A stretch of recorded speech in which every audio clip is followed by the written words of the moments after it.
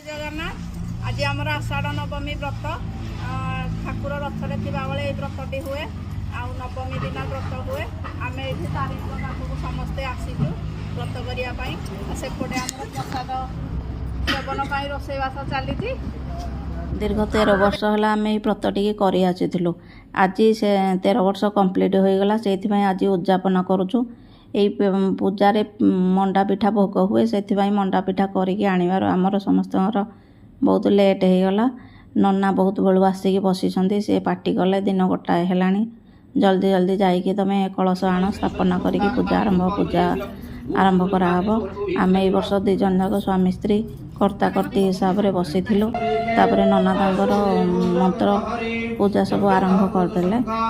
आरंभ कलापर होम आरंभ